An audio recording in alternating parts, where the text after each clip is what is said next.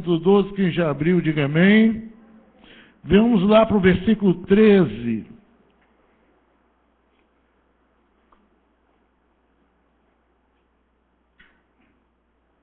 Traga papel, traga um bloquinho, caneta, anote para fazer as suas reflexões.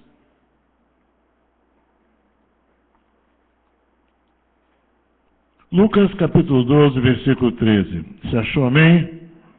Então vamos lá. Nesse ponto, um homem que estava no meio da multidão lhe falou: Mestre, ordena a meu irmão que reparta comigo a herança. Mas Jesus lhe respondeu: Homem, quem me constituiu juiz ou partidor entre vós? Então lhes recomendou: Tende cuidado, guardai-vos de toda e qualquer avareza, porque a vida de um homem não consiste na abundância de bens que ele possui. E lhes proferiu ainda uma parábola dizendo: o campo de um homem rico produziu com abundância, e arrazoava consigo mesmo, dizendo: que farei, pois não tenho onde recolher os meus frutos? E disse: farei isto, destruirei os meus celeiros, reconstruí-los-ei maiores, e aí então recolherei todo o meu produto e todos os meus bens. Então direi à minha alma: tens em depósito muitos bens para muitos anos. Descansa, come, bebe e regala-te. Mas Deus lhe disse: louco, esta noite te pedirão a tua alma, e o que tens preparado, para quem será? Assim é o que entesoura para si mesmo e não é rico para com Deus. Amém? Que o Senhor nos abençoe através da sua palavra e que o Espírito Santo fale profundamente em cada um dos nossos corações. Amém? Essa passagem é muito conhecida, mas poucos se lembram de como começa essa história. Poucos guardam ou têm na mente a razão pela qual Jesus traz essa parábola para a reflexão. E o que foi? O que causou? O que provocou de Jesus isso? O fato de um homem que estava no meio da multidão, que cercava Jesus, e este homem quis o quê? O que ele pediu a Jesus? O que foi? Diz aí o que está escrito no versículo 13. Versículo 13, o que diz aí? Ordena a meu irmão que reparta comigo a herança. Tudo começa por causa desse pedido. Um homem, no meio da multidão, pediu a Jesus para falar com o irmão dele, para que ele dividisse, repartisse a herança com ele. E Jesus repreende ele, dizendo o quê? Homem, quem me constituiu juiz ou partidor dentre vós? É interessante que Jesus retira-se da decisão daquela questão e mostra uma coisa: olha, há coisas que você tem que resolver. Porque ele estava falando de quê? De uma herança. E ele estava pedindo que Jesus falasse com o irmão dele. Bom, se era uma herança, era justo que fossem dos dois. Se estava havendo alguma divergência, eles tinham que resolver. Sabe? Isso aí é comum. Muitas vezes, lá para o lado de Una, Canavieiras, Barra da Estiva, Alan está aí. Há pessoas que muitas vezes pedem a Jesus: Jesus, olha, toca lá no coração do meu irmão, toca lá no coração de fulano, para que ele, às vezes, as pessoas procuram o pastor e falam: pastor, fala com a minha esposa para ela mudar, que ela está errada. Ou então, pastor, vem aqui, ó, fala com meu marido, porque, olha, do jeito que está, não dá. A culpa é do outro. A gente busca o Senhor, não para adorá-lo, não para buscar nele uma solução. Ele não expôs o que se tratava. Ele não disse o que estava acontecendo. Aqui não diz, porque ele não disse por que questão o outro irmão estava lhe negando a sua parte. E ele também não expressa isso, mas ele vai a Jesus. Jesus, manda ele me dar. Tem pessoas que querem Jesus assim, para dar um jeito na sua situação. Resolvida a sua situação, segue em frente. E com relação a isso, Jesus diz, olha, eu não vim aqui para decidir essas coisas. Mas ele deu um conselho. Ele deu um conselho. Qual é? Versículo 15. O que ele diz? Então lhes recomendou Jesus o quê? Tende cuidado e guardai-vos de toda e qualquer avareza, porque a vida de um homem não consiste na abundância dos bens que ele possui. Bom, Jesus não decidiu. Há coisas, irmãos, que nós que temos que decidir. Às vezes as pessoas, casais, trazem assim, ó, pastor, resolve esse negócio aqui, porque eu acho que eu estou certo, ela é que está errada, ou ele que está errado. Irmãos, não somos juízes. Jesus não é juiz. Nós temos que acertar. Nós temos que buscar em Deus a direção para o que vamos fazer. Submeter o nosso coração, aí entra aquilo que nós estamos falando e o que nós estamos buscando sobre um avivamento, uma vida no Espírito Santo, uma vida dirigida, porque ser crente só é pouco demais. Ser crente da nova vida é muito pouco ainda. Agora, ser uma pessoa de Deus, uma pessoa que tem o Espírito Santo e seja dirigida pelo Espírito Santo, isso é que vai fazer diferença. É isso que vai mudar a sua história. É isso que vai mudar a sua vida. É quando eu paro e submeto o meu coração. Hoje mesmo, eu estava assim, em certo momento assim, e eu estava orando e falando, Senhor, eu estou errado nisso. Agora me ajuda. Ajuda o meu coração a entender, a aceitar essas coisas dessa maneira. Porque eu não devo estar sentindo o que eu estou sentindo. Eu estou errado. Agora, irmão, se eu não me submeter ao Espírito Santo, se eu achar que eu estou certo e que eu estou na... Porque não faltam motivos para nós encontrarmos a nossa razão. A gente se apoia em qualquer coisa, mas nós temos que nos apoiar na palavra. Diga, é na palavra, irmão. É ser guiado pelo Espírito Santo e pautado pela palavra. Então Jesus só dá um conselho. E qual foi o conselho? Foi esse, olha, cuidado. Cuidado, guardai-vos, guardai o seu coração de qualquer avareza. Porque o motivo do problema era o quê? Herança, dinheiro. E no tocante a isso, o pior espírito é o quê? É de avareza. É o apego. O apego aos bens materiais, é o apego somado ao reter e ao medo de perder. É um espírito muito pobre, muito ruim, muito tenebroso. Há pessoas que vivem, há pessoas ricas vivendo como pobre para morrer rica, ou seja, termina... É como ele disse, Jesus disse aqui, olha, e o que você tem, para quem será? Já viu isso em algum lugar? Já viu essa história por aí? Pessoas vivendo como pobre para morrer rico? Então ele disse, olha, cuidado, guardai-vos de toda e qualquer avareza, porque a vida do homem não consiste, ela não está baseada, ela não se pauta pela abundância dos bens que ele possui. Então, olha, isso se aplica em tudo para nós. Olha, às vezes a gente tem um problema conjugal, ou tem um problema com o irmão, tem um problema... Então você tem que ver dentro daquilo qual é a motivação de tudo, qual é a razão fundamental. Então você tem que ir para lá e dizer o quê? Olha, guarda o coração, cuidado, porque em todas essas coisas existe um espírito ruim que ronda. É aquele que vem para roubar a sua paz, para roubar a sua alegria e a sua comunhão com Deus. Comprometer a sua relação com Deus. Porque a vida do homem não consiste na abundância de bens. Então a gente tem que guardar o nosso coração. Está com problema com alguém, no seu trabalho, com um colega de... Não se acha o dono da razão.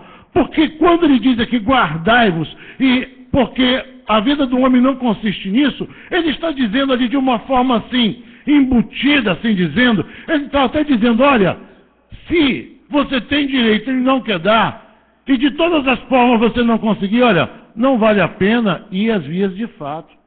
Irmãos, às vezes, você tem que guardar o seu coração como? Abrindo mão, perdendo, engolindo o sapo, para poder guardar o seu coração e não perder a presença do Espírito Santo na sua vida. Porque muitas coisas vêm para justamente neutralizar, minar a sua intimidade com Deus. Amém? Então, nós temos que guardar o nosso coração de todos esses espíritos, no tocante a esse de avareza, e outros de ciúme, de mágoa, de rancor. Não, essas coisas a gente tem que guardar o nosso coração. Então, irmãos, nós temos que ver a palavra de Deus nos aconselhando, dizendo isso. Mas então Jesus, dentro desse assunto, Jesus então traz uma parábola que nós lemos e vimos aqui, uma parábola que fala de um homem. E eu quero rever com você isso aí, para a gente fazer algumas análises dentro desse texto. Primeira coisa, aqui no versículo 16. E proferiu uma parábola dizendo o quê? Muito bem, um campo de um homem rico produziu com abundância. Primeiro lugar, ele era um homem abençoado.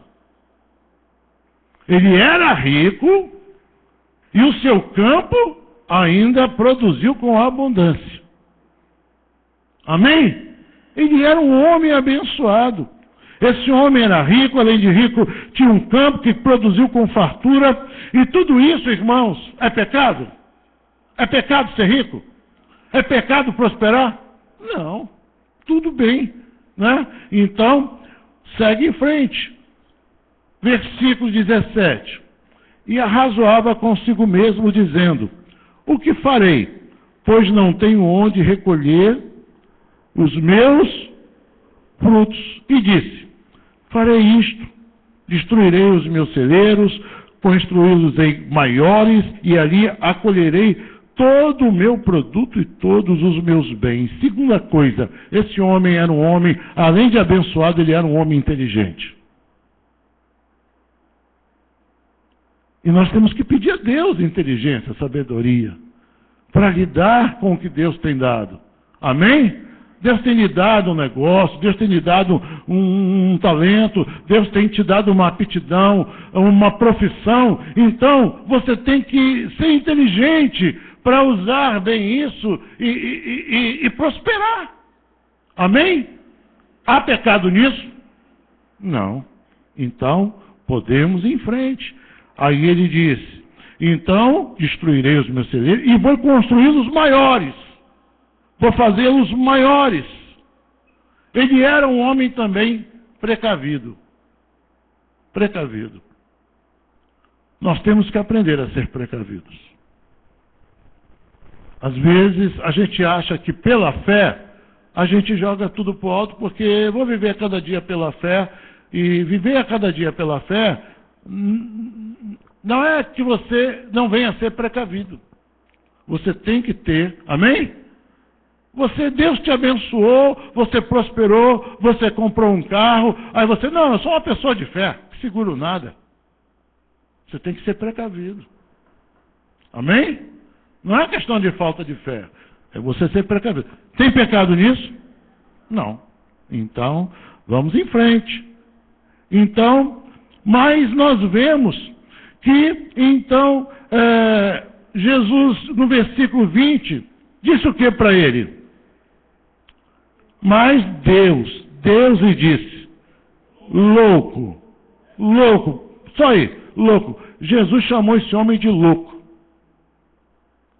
Chamou ele de louco porque ele era abençoado, amém? Não. Porque ele era um homem inteligente? Porque ele era precavido? Porque Deus chamou este homem de louco? Aonde estava a loucura dele? A loucura dele está bem explícita aqui no versículo 18. No versículo 19, leia comigo. 19. Então, tens depósito muitos bens para muitos anos. Descansa, come, bebe e regala-te. Aqui está o pecado dele. Aqui estava a loucura dele. Quando ele diz o quê? Então direi à minha alma, tens depósito para muitos anos. Muitos bens para muitos anos, e descansa, come, bebe e regala-te. Claro que ele não era louco por ser rico, mas ele estava sendo chamado de louco porque ele entendeu que a sua alma ia encontrar descanso, satisfação e tudo isso nos bens materiais, em tudo aquilo que ele conquistou, em tudo aquilo que ele encontrou. Aqui está a loucura dele. A loucura dele não estava em ser um homem próspero, em ser rico, em ter progredido mais e mais, mas foi ele achar que a sua vida encontraria descanso nisso. Nós devemos buscar todas essas coisas, mas o que nós temos que entender é que o nosso descanso não está nessas coisas. O nosso descanso está no Senhor. Ele era louco por acreditar que os valores terrenos trariam descanso à sua alma.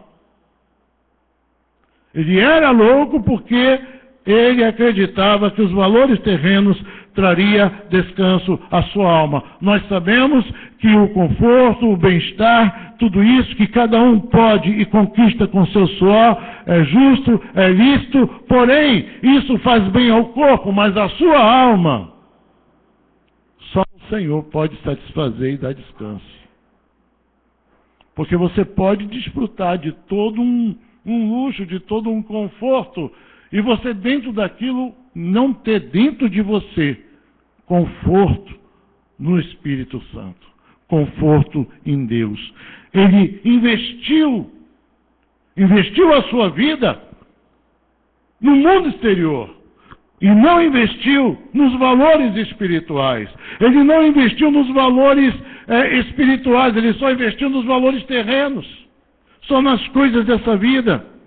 Então, hoje, irmãos, muitos cristãos buscam a vida espiritual, buscam, vamos dizer assim, buscam estar na igreja, buscam a oração, buscam as coisas de Deus, mas em prol do material. O fim de tudo o que ele busca, o fim de tudo aquilo que ele se esforça e investe, é conquistar aquilo que ele quer e que ele precisa, a bênção. Assim como aqueles homens queriam que Jesus resolvesse o seu problema, muitas pessoas hoje estão buscando a igreja, buscando a fé, buscando as coisas do reino para obter os resultados, para alcançar os valores terrenos, colocando toda a sua expectativa no terreno, no secular. Não usam o que adquirem para investir mais na sua vida espiritual. Porque o que Deus espera é que o homem, com aquilo que ele conquista para ele invista mais na sua vida espiritual, nas coisas do reino. Quantas pessoas viviam assim, uma vida espiritual ali, buscando a Deus. E de repente Deus lhe abriu as portas e ela alcança uma certa vida melhor, mais cômoda, mais estável. A sua busca já não é mais a mesma. Ela se acomoda, ela estaciona, ela se encontra ali dentro daquela nova situação e ela não aproveita agora o que Deus deu para investir mais. Olha, vou dar um exemplo, porque às vezes a gente vai andando, a gente vai vindo e observa, né? Muitas vezes por aí. Às vezes Deus abençoa as pessoas.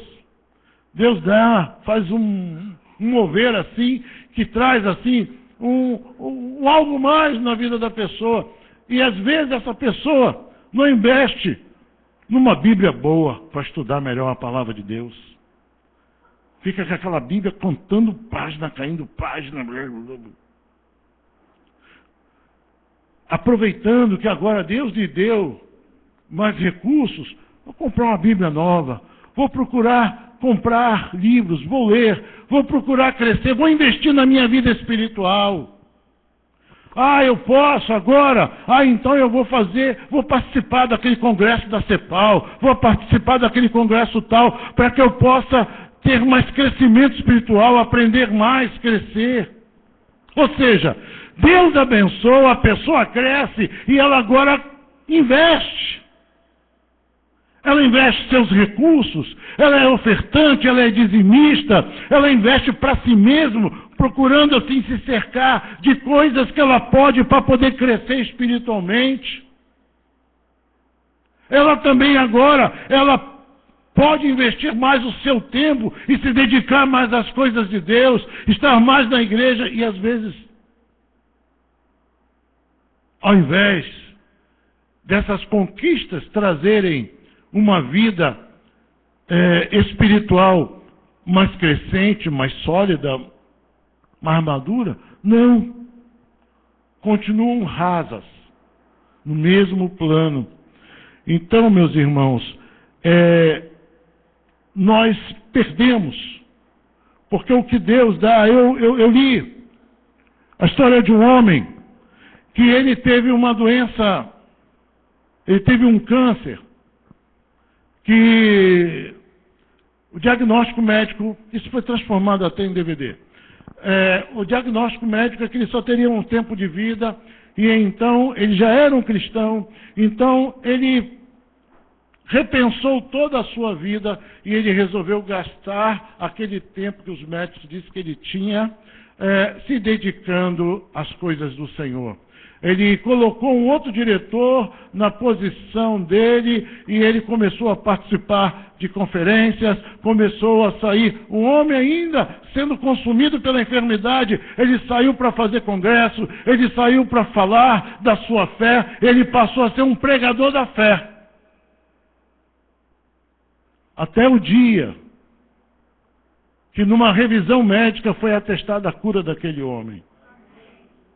E aí ele então resolve fazer o seguinte: bom, então agora eu não vou parar. Olha só, eu não vou parar. Já que Deus me abençoou assim, eu não vou voltar atrás. Eu só vou fazer o seguinte: eu vou pegar parte desses recursos que eu tenho tudo que eu preciso e o que eu ganho agora, dá para ver. Eu posso pegar essa parte e investir nas coisas do reino. Investiu em missões, investiu em obras comunitárias, fazendo o trabalho. Este homem começou a ser um pioneiro, um desbravador. E depois de algum tempo, ele chegou a uma conclusão e conversando com alguns irmãos, ele disse o seguinte: olha, eu pensei que eu ia pegar essa parte e eu ia investir, eu ia dar essa parte de oferta e dedicar a obra do Senhor, mas o que eu percebo é que quanto mais eu tiro e gasto nisso, mais Deus coloca. Quanto mais eu tiro e gasto, mais Deus dá. Porque ele estava reinvestindo no reino. E Deus dava, porque ele ia dar, porque ele ia fazer. Você sabe que às vezes Deus não abençoa, porque o nosso coração está fechado. Deus quer abençoar a sua vida, mas Ele quer saber: e aí, quando eu te abençoar, o que é que você vai fazer com o que eu te der? O coração tem que estar aberto. Porque o que nós fazemos. E quando começamos a fazer, então Deus começa a ser o seu provedor. Deus investe na sua vida, Deus investe na sua fé, Deus investe no seu trabalho.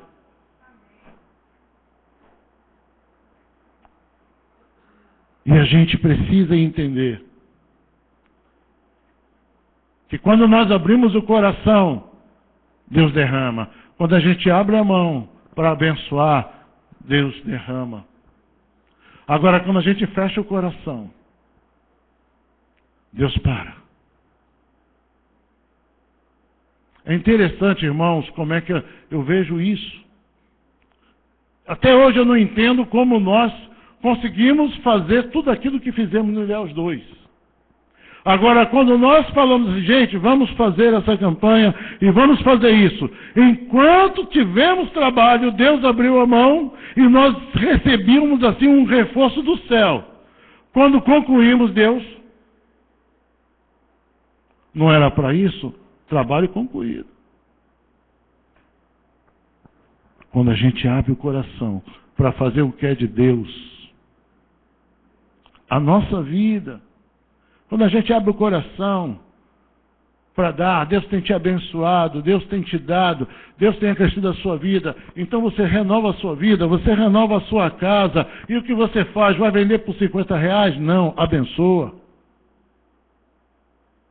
Seja grato a Deus pelo que Ele te fez, e Deus vai continuar a derramar na sua vida.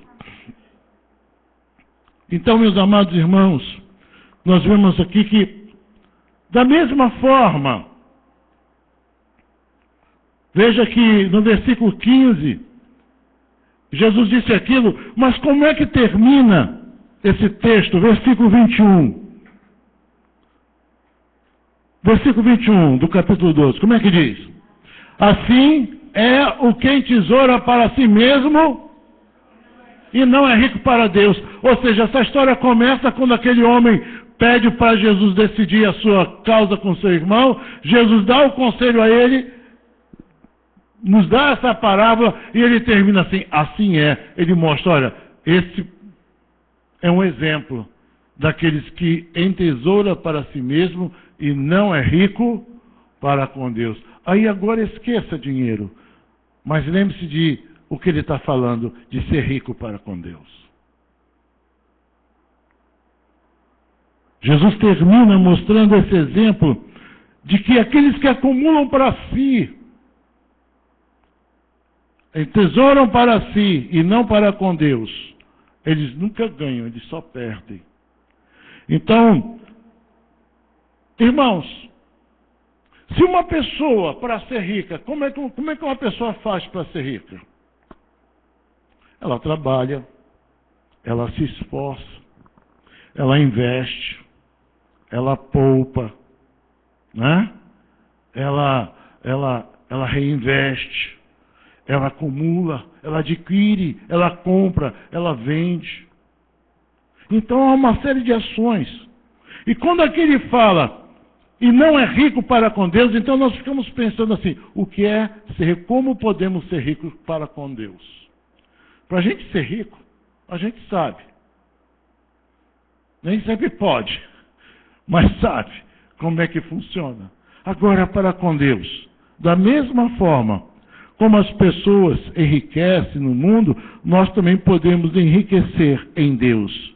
Como? Adquirindo valores espirituais. Repita comigo. Adquirindo valores espirituais. Primeira coisa,